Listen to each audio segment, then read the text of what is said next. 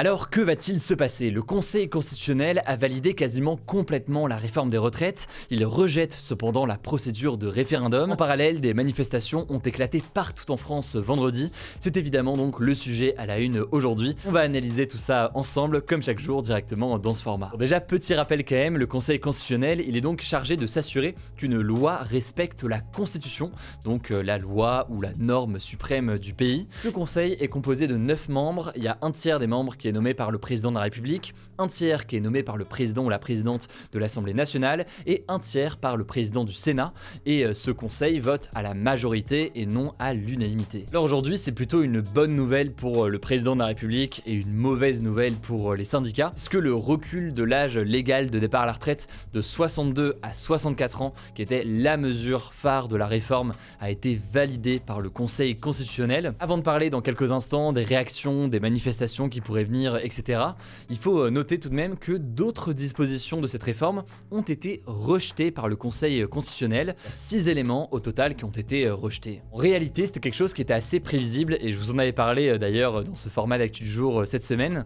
En effet, le gouvernement a choisi de faire passer sa réforme des retraites par la voie de ce que l'on appelle un projet de loi de finances rectificative de la sécurité sociale. Je vous la fais courte, mais en gros, en utilisant cette voie de loi de finances, le gouvernement était assuré de pouvoir passer sa mesure plus rapidement au Parlement. Il était assuré en fait de pouvoir limiter le plus possible les débats en utilisant par exemple l'article 47.1 de la Constitution et en utilisant aussi, ça on en a beaucoup parlé, l'article 49.3 de la Constitution qui lui a permis donc de faire passer cette réforme sans le vote des députés à l'Assemblée nationale. Là-dessus du coup, et sans censurer complètement la réforme, le Conseil constitutionnel a noté, je cite, le caractère inhabituel de l'accumulation de ces procédures, 47.1, 49.3 donc, pour limiter les débats au Parlement. Un caractère inhabituel donc, mais pour autant pas de censure complète de la réforme des retraites, contrairement à ce qui a été souhaité donc par les syndicats et plus largement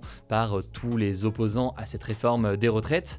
Simplement, il y a quelques éléments du coup qui ont été retirés de cette loi. Parmi les 6 dispositions qui ont été censurées parce que selon le Conseil, ça n'a pas grand-chose à faire dans une loi de finances, il y a l'index senior qui est un élément qui était censé contrôler et encourager l'emploi des seniors et qui prévoyait de mettre en place un indicateur relatif à l'emploi des salariés âgés.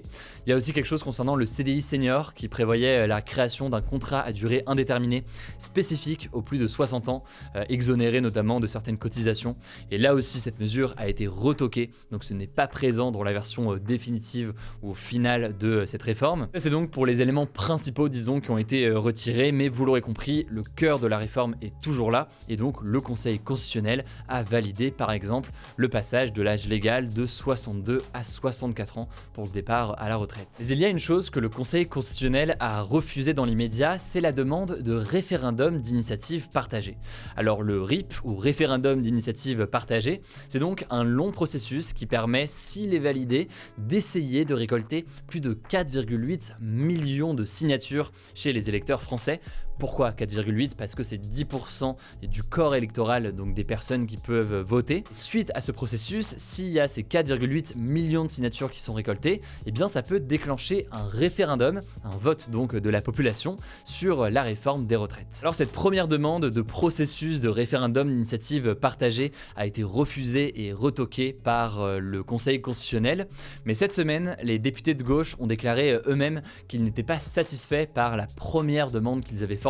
Du coup, ils ont formulé une seconde demande cette semaine et sur cette seconde demande, le Conseil tranchera a priori le 3 mai. Alors que va-t-il se passer désormais? Eh bien, le gouvernement a immédiatement annoncé qu'il allait accepter les censures du Conseil constitutionnel sur ces quelques dispositions et donc le camp d'Emmanuel Macron a annoncé qu'ils allaient promulguer la réforme sans du coup ces quelques éléments censurés dans les 48 heures pour que cette réforme des retraites et notamment donc l'âge légal de départ à la retraite à 64 ans entre en vigueur dès le 1er septembre. Alors forcément, du côté de la rue et des manifestations, tout cela pourrait faire monter la colère. Le député de gauche de la France Insoumise, François Ruffin, a immédiatement estimé sur Twitter que le peuple avait été, je cite, ignoré avec cette décision.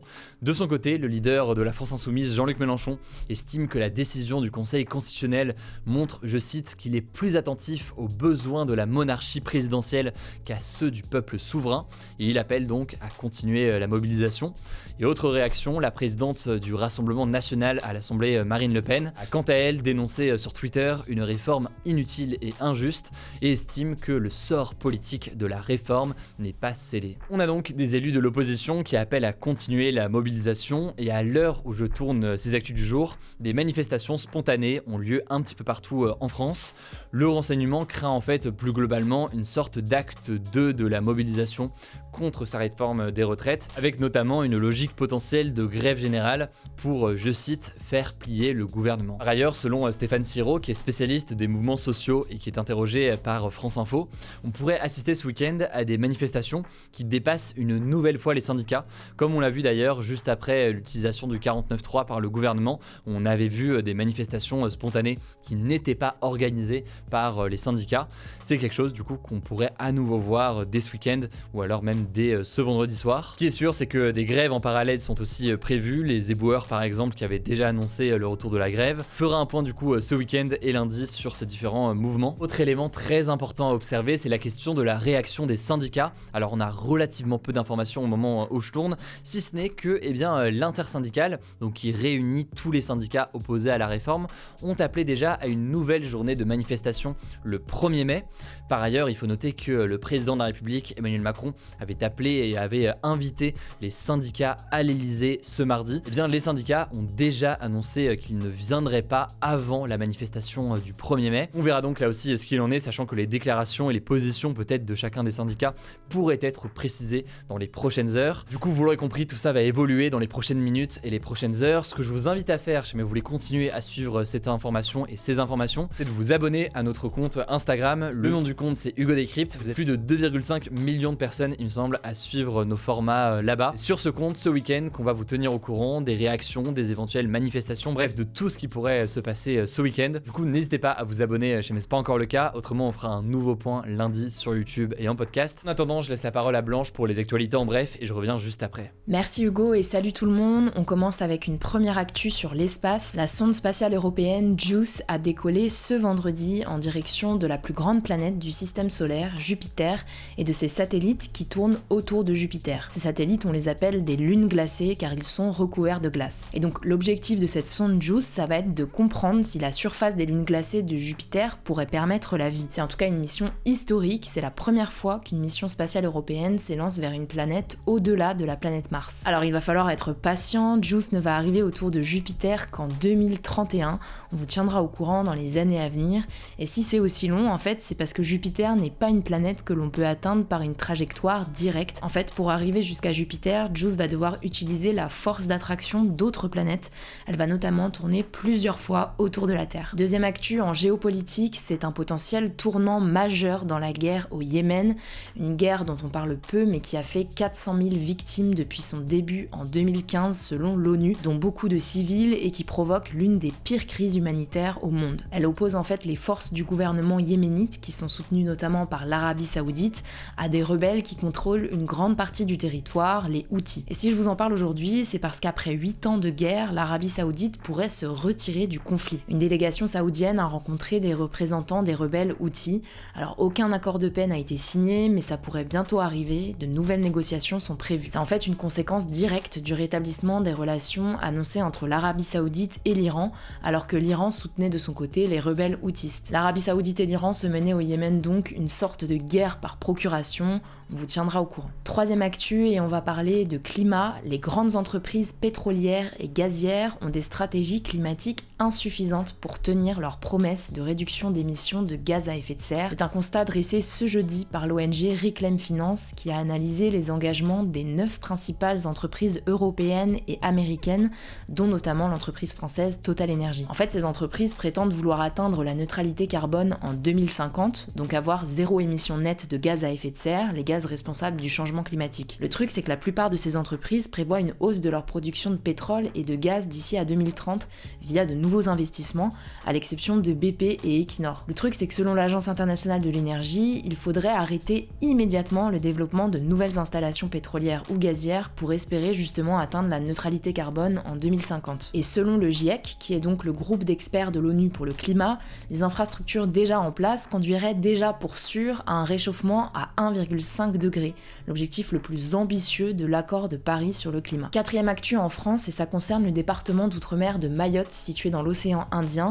Selon les informations de plusieurs médias, dont France Info et le Canard enchaîné, le gouvernement se préparerait à expulser 10 000 personnes en situation irrégulière présents à Mayotte, principalement des Comoriens. Alors, ça n'a pas été confirmé par le gouvernement, mais ça aurait lieu dans le cadre d'une opération prévue du 22 avril au 17 juin, selon un document du ministère de l'Intérieur. Ça devrait notamment concerner des abris de fortune situés aux portes de Mamoudzou, la capitale du département. Les habitants qui vivent dans ce bidonville depuis des années ont reçu il y a quelques jours un avis d'expulsion. Alors, le but affiché de cette opération du gouvernement, c'est en quelque sorte d'éradiquer la violence que connaît Mayotte depuis plusieurs années, notamment à cause de la crise migratoire et de la pauvreté. En tout cas, sur l'île, des cars de CRS sont déjà positionnés et 500 gendarmes et policiers devraient être envoyés en renfort. Alors les Comores ont déjà fait part de leur opposition, des ONG aussi ont dénoncé une atteinte au respect des droits fondamentaux des personnes étrangères, mais aussi des risques sanitaires, on vous tiendra au courant. Cinquième actu, la police espagnole a affirmé avoir découvert le plus grand laboratoire de cocaïne d'Europe en Galice,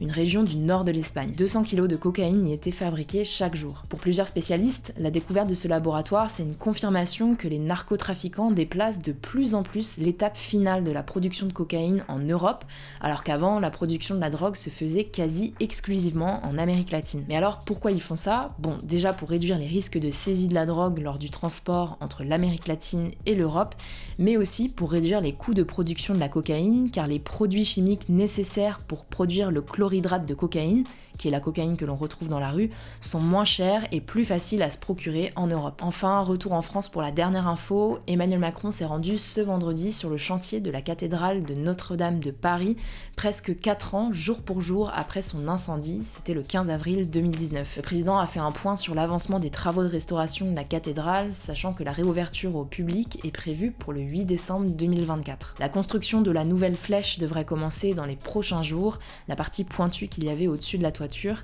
C'est une étape symbolique de la reconstruction et elle sera refaite à l'identique. Merci beaucoup Blanche. Alors il y a un débat aujourd'hui, pensez-vous que la mobilisation contre la réforme des retraites va se poursuivre ? Ça se passe directement dans l'onglet communauté. Je le disais, ce week-end, rendez-vous sur Instagram, le nom du compte c'est Hugo Décrypte. Pour ça vous abonner du coup, mais c'est pas encore le cas. Prenez soin de vous, prenez soin de nos proches et puis on se dit à très vite pour une nouvelle vidéo.